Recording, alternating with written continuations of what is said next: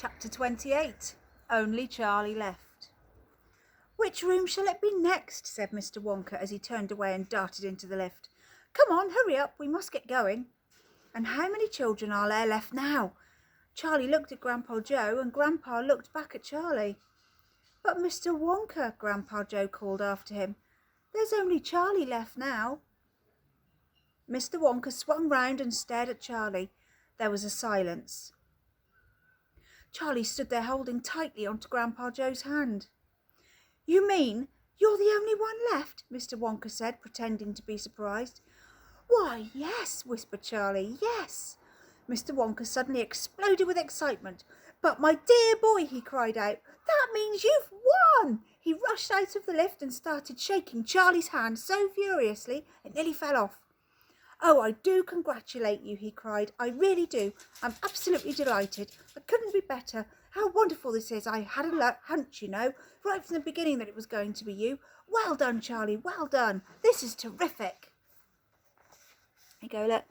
There's Willy Wonka shaking Charlie's hand.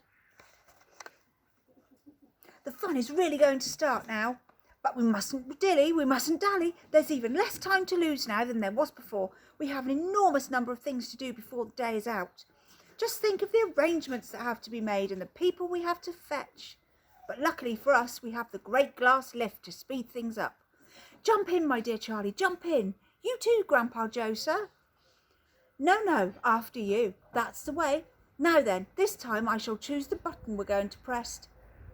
Mr. Wonka's bright twinkling blue eyes rested for a moment on Charlie's face. Something crazy is going to happen now, Charlie thought. But he wasn't frightened. He wasn't even nervous. He was just terrifically excited. And so was Grandpa Joe. The old man's face was shining with excitement as he watched every move that Mr. Wonka made. Mr. Wonka was reaching for a button high up on the glass ceiling of the lift. Charlie and Grandpa Joe both craned their necks to read what it said on the label beside the button.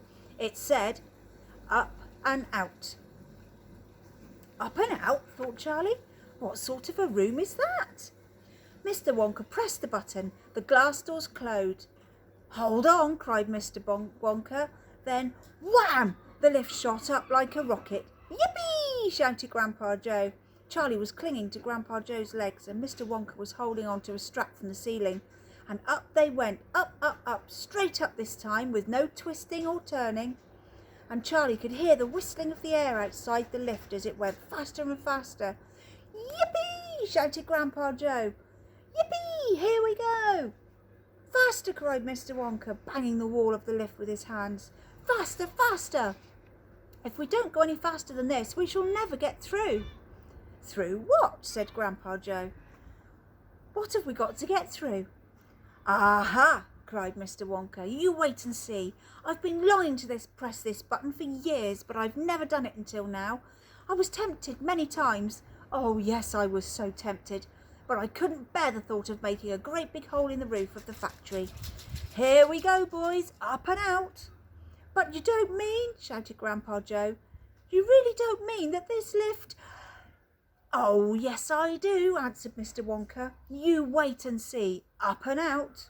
But it's made of glass," shouted Grandpa Joe. "It'll break into a million pieces." "I suppose it might," said Mr. Wonka, cheerfully as ever.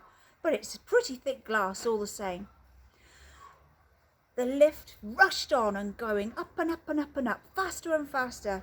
Then suddenly, crash! The most tremendous noise of splintering wood and broken tiles came from directly above their heads, and Grandpa Joe shouted, "Help! It's the end! We're done for." Mr. Wonka said, "No, we're not. We're through. We're out." Sure enough, the lift had shot right up through the roof of the factory and was now rising into the sky like a rocket, and the sunshine was pouring in through the glass roof. In 5 seconds they were 1,000 feet up in the sky. "The lift's gone mad!" shouted Grandpa Joe. There you go, look. It's starting to rain, so I might have to run in a minute. "Have no fear, my dear sir," said Mr. Wonka calmly, and he pressed another button. The lift stopped. It stopped and hung in mid-air, hovering like a helicopter. hovering over the factory and over the very town itself, which lay spread out below them like a picture postcard. Looking down through the glass floor on which he was standing, Charlie could see small faraway houses and streets and the snow that lay thickly over everything. It was an eerie and frightening feeling to be standing on clear glass high up in the sky. It made you feel that you weren't standing on anything at all. "Are we all right?" said Grandpa Joe. "How does this thing stay up?" "Sugar power," said Mr. Wonka. 1,000,000 sugar power. "Oh, look," he cried, pointing down. "There go the other children. They're returning home." Right, I'm just going to go inside.